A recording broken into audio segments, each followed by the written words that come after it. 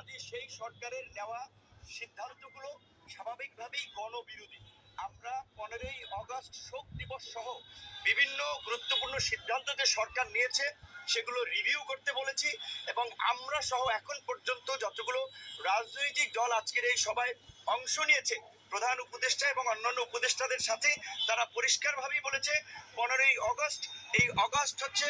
জাতীয় বিপ্লবের মাস। আমরা আগস্ট বিপ্লব হিসেবে এই মাসকে উদযাপন করতে চাই। এটা আমাদের শোকের নয়, এটা আমাদের সুখের এবং শান্তির মাস। কাজী এই 15ই আগস্টকে কেন্দ্র করে যে জাতীয় শোক দিবস, এই স্বৈরাচারী ফ্যাসিস্ট সরকারের যে নেওয়া সিদ্ধান্ত সেটা বাতিল করে এবং ওই দিন সরকারি যে ছুটি ছিল সেটাও বাতিল করে স্বাভাবিক কার্যক্রম চালু করা, এবং আওয়ামী ফ্যাসিস্ট শক্তি 15ই আগস্ট থেকে 21শে আগস্টের মধ্যে ঢাকায় যে তাণ্ডব চালানোর একটা মহা পরিকল্পনা নিয়েছে, সেই পরিকল্পনায় সরকার যেমন আইন শৃঙ্খলা বাহিনীকে দিয়ে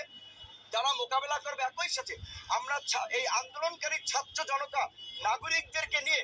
2-1 দিনের মধ্যেই জনতার মঞ্চ গঠন করে এই গণহত্যায় জড়িত ঘাতক হাসিনার বিচারের দাবি এবং হাসিনাও তার দোসরদের বিচারের দাবিতে ঢাকা সহ সারা দেশের রাজপথে আমরা অবস্থান নেব।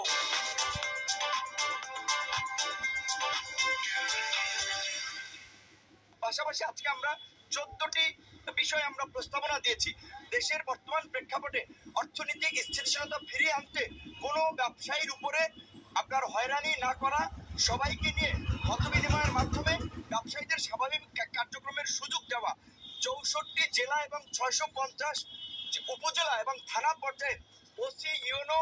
ডিসি, এসপিদের যারা এই সরকারের সহযোগী ছিল তাদেরকে পরিবর্তন করে সৎ, সাহসী, দক্ষ অফিসারদেরকে নিয়োগ দানের মাধ্যমে প্রশাসনিক স্থিতিশীলতা ফিরিয়ে আনা, প্রশাসনের মধ্যে যে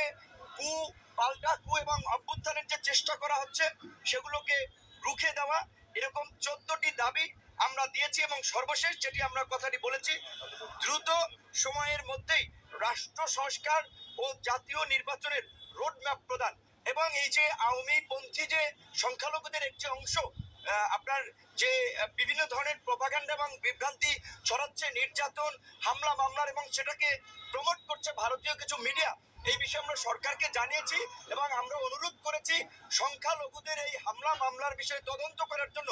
একজন সংখ্যালঘু বিচারপতি কিংবা বিশেষ ব্যক্তির নেতৃত্বে একটি তদন্ত কমিটি করে এই ঘটনার বিষয়ে আপনার ব্যবস্থা নেওয়ার।